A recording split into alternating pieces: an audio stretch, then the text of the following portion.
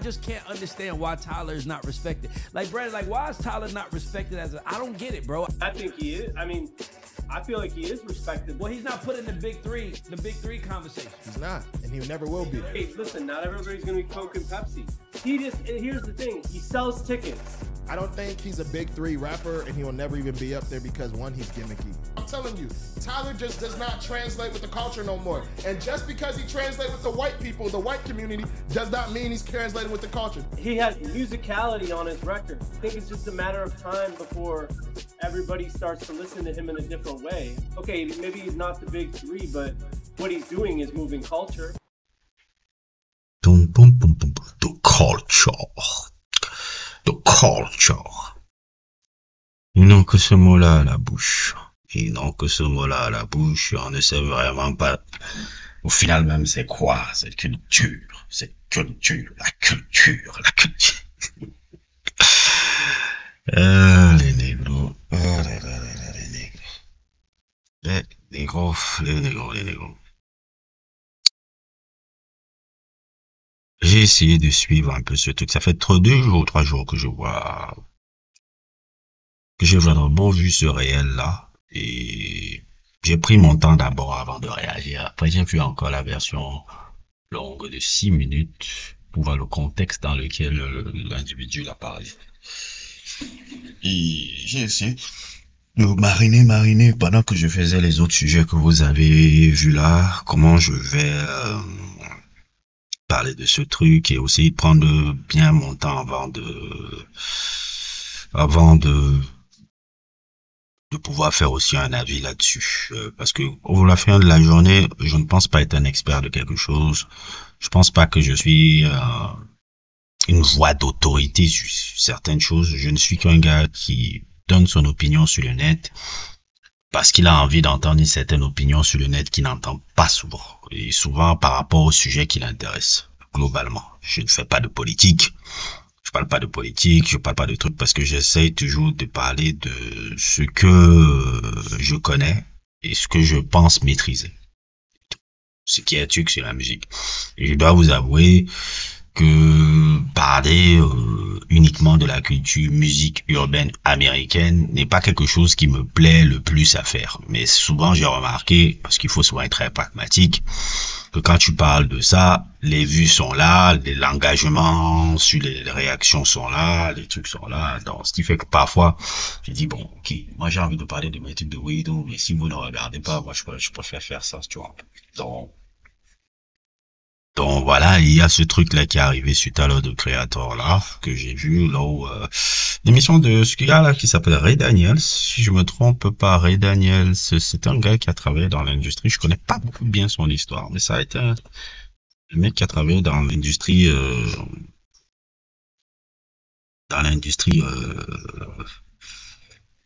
du divertissement musical américain. Il a été un gars qui a été beaucoup dans certains trucs de production, je ne sais pas lesquels exactement, mais c'est quelqu'un qui a été dans cette industrie-là. Donc, il a souvent des émissions très importantes pour comprendre un peu les insides de comment se déroule un peu l'industrie musicale, qu'est-ce qui se passe, comment se passe un peu l'étude de business. C'est très intéressant à écouter. J'aime souvent écouter les gars qui ont fonctionné dans ce type de truc et ça me permet de comprendre un peu l'envers du décor, le business de la musique américaine et surtout le business de la musique américaine, business de la musique américaine urbaine, puisque c'est un peu de là où il est très passionné, très fort un peu. Et puis je suis tombé sur un réel de son émission il y a quelques jours, il y a 2 jours, 3 jours de cela. Dans son réel de l'émission et tout, je voyais ce réel là où comme vous l'avez entendu au début, un des membres de son panel venir là lui dire que oui, c'est comme ça qu'on fait, que Tyler de Creator l'avait entendu, que pourquoi Tyler de Creator n'est pas respecté par les hip-hop. Déjà, je ne sais pas de quel hip-hop on parle quand on dit il n'est pas respecté par le hip-hop, parce que je pense que sur ce plan-là, On a dépassé déjà ces trucs-là depuis très très longtemps. Quand on dit n'est pas respecté par le hip-hop, j'ai dit de quel hip-hop on parle déjà. Je vais déjà un truc, mais bon, je vais revenir là-dessus. Et puis, autre occasion, j'essaie de savoir aussi comment, quand l'autre dit il ne fait pas, il fait pas partie, il ne fera jamais partie de la culture hip-hop, un peu comme un peu ce gars-là qui s'ambiançait un peu, il était très truc, parce qu'il renvoie apparemment des choses gays, je pense des cours de gays, bisexuels, je sais pas quoi qu'il racontait là. Et dans la manière encore une fois de s'exprimer, il a dit non, il ne peut pas, il n'est pas un super rappeur, il n'est pas un super artiste de hip-hop, bref, qui ne fait pas partie de la culture hip-hop.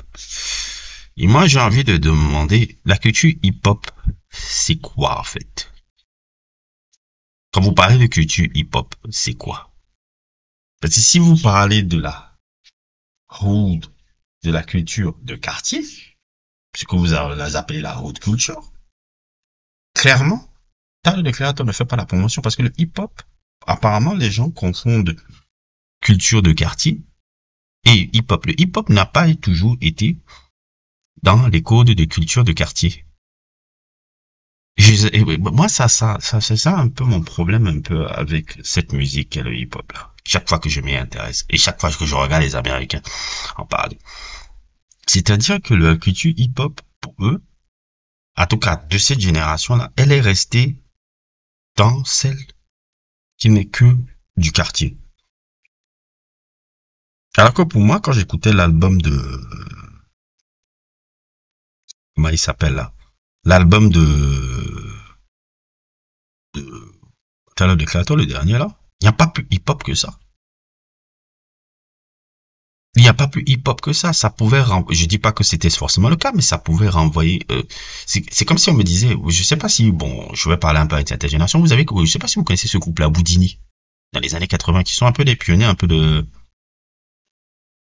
la culture hip-hop là. Ils venaient de New York et tout. Ils mêlaient musique. C'était presque une musique électronique et tout dans leur production et hip-hop là, surtout le hip-hop des années 80. On va me dire que Boudini n'est pas hip-hop.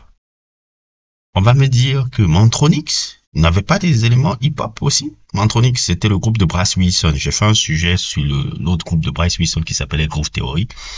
Mais avant ça, avant Groove Theory, il était dans un groupe qui s'appelait Mantronix et tout. Et Mantronix, il y avait des groupes... Mantronix, c'était génial. Mantronix, c'était génial. Et il n'y a pas plus hip-hop que Mantronix. Alors, on va me dire, je sais pas, quand je suis à Hillel Gang, il n'était pas hip-hop. Le hip-hop doit avoir quelle esthétique, en fait? Je ne sais pas. On doit rester dans le truc et dire que Tyler, the Creator n'est pas respecté par le hip-hop. Je le vois validé par les mecs de Clips. Je le vois validé par LL Cool J. Je le vois validé par QTIP.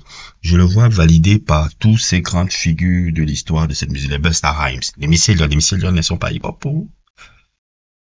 Donc, avoir un peu de fantaisie, d'une créativité un peu différente. Le hip-hop doit rester seulement monolithique. Et le hip-hop, est-ce qu'il a été parce que le hip-hop à la base, même si ça vient de la rue, même si ça vient des trucs, ça vient d'abord du fait de vouloir danser, en fait. Quand je rappelle encore le fabuleux bouquin de ce gars-là, qui, malheureusement, il a eu des choses un peu, je crois qu'il s'est suicidé. Le gars qui a créé ces Hip Hop Stories, là. LP Score. Qui, malheureusement, il a vécu des choses un peu horribles par rapport à l'accusation.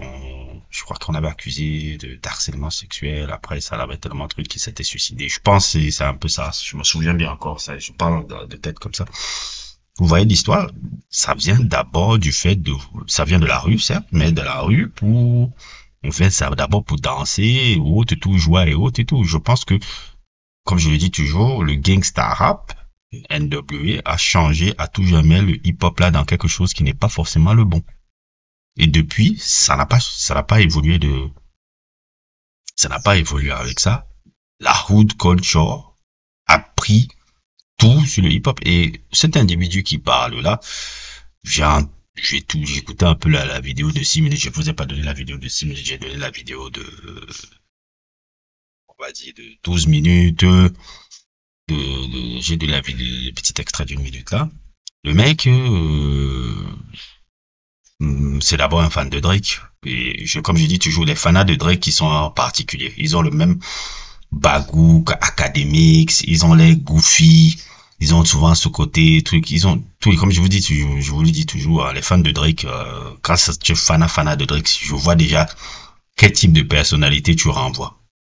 Quel type de personnalité, c'est exactement ça. Je ne dis pas que tu ne peux pas apprécier la musique de Drake et que tu as dit, mais je dis les fans hardcore de Drake, ils sont tous un même profil. Ils ont tous le même profil, tous les profils que vous voyez tous les profils que vous voyez apparaître sur votre écran. Les fans de Drake, voilà comment ils ressemblent.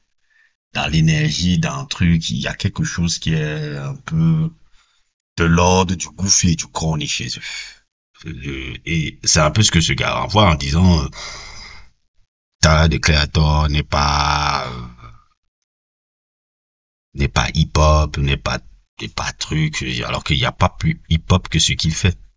Il n'y a pas plus hip-hop que ce qu'il fait. Maintenant, il est versatile. C'est vrai que je peux comprendre un peu que les gens ne comprenaient pas dans sa provocation un peu avec Bastard et comment on appelle ça, Bastard et Wolf. C'était Bastard, Wolf et Goblin et autres trucs qui étaient beaucoup plus proches. Ils prenaient un peu les codes de l'Eurocore, mais c'était beaucoup de trucs. Déjà, l'Eurocore fait partie aussi du hip-hop aussi, hein. L'Eurocore, il y en a plein, c'est pas quelque chose qui n'a pas été hip-hop aussi. L'Eurocore, quand tu vois, même les mecs de Memphis, King Skinny Da Pimp, ou bien même Precis Mafia, ou Brother Leach 1, ou Tech 9 même, si vous voulez, l'Eurocore a toujours été fait partie du hip-hop. Bon, c'est vrai que quand Tyler, the Creator le faisait, même si j'aimais bien l'esthétique musicale, il était beaucoup plus dans la provoque. Dans les gars de Memphis, Skinny Da Pimp, Gangsta Pat, tous ces gars-là, eux, ils faisaient souvent une métaphore un peu de leur quartier. Faut bien un peu expliquer ça. Ils faisaient leur métaphore de leur quartier. Des violences dans leur quartier comme un peu un film d'horreur. Un peu comme les Bone Thugs and Harmony faisaient dans 99 Eternal. Ils présentaient leur quartier comme un peu une scène d'horreur, un peu comme un film d'horreur, là où il y a beaucoup de ces genres de violence et tout. Donc c'était un peu ça les métaphores qu'ils faisaient. Là où Tyler, the Creator était dans une provocation plus gratuite. Et tout ça, ça a amélioré un peu plus, en fait, ça a changé un peu là et tout. Cherry Bomb, c'était plus une référence un peu à NRD. Et puis, Flower Bomb, Kilo, il a trouvé, on va dire, un peu son son qui a parlé au public et tout. Igor, je vous ai déjà fait des sujets sur ça, etc. Donc moi, je pense que faut arrêter de être monolithique sur le truc. Et je dis aussi, bon, la musique noire américaine elle est beaucoup plus vaste, quoi. Et c'est pour ça que je dis souvent, c'est très inintéressant d'écouter des mecs qui ne suivent que le rap, quoi. Parce que tu es limité, en fait. Tu es limité. Même quand il a dit, bon, à un moment donné, il a dit Playboi Carti est plus intéressant musicalement que Tyler, the Creator. Je l'ai vu les yeux. Qu'est-ce qui est intéressant dans la musique de Playboi Carti? Playboi Carti, pour moi, c'est la plus grande douille qui n'ait jamais existé dans l'histoire de cette musique-là. Je pense même pas que Playboi Carti, je ne pense même pas qu'il se considère hip-hop. Playboi Carti se voit comme une rockstar. Il n'y a rien de hip-hop. Le gars qui résonne beaucoup plus hip-hop que lui, c'est Tyler, the Creator. Bien que le dernier album là montre qu'il est beaucoup plus hip-hop que Playboi Carti. De l'album là, c'est un album que j'aurais pu voir LL Cool J sorti là comme Radio. Playboi Carti, il n'y a rien de hip-hop chez le gars là. Playboi Carti, il se prend pour une rockstar. Il est une rockstar. Il n'est pas un gars hip-hop. Il est une rockstar. Dans l'esthétique musicale, dans l'esthétique de la manière dont il se présente, il se voit comme un punker, il se voit comme un rockstar. Il se voit pas comme un artiste hip-hop. Donc, moi, je sais pas. Mais bon, ce n'est que ma réflexion un peu sur le sujet.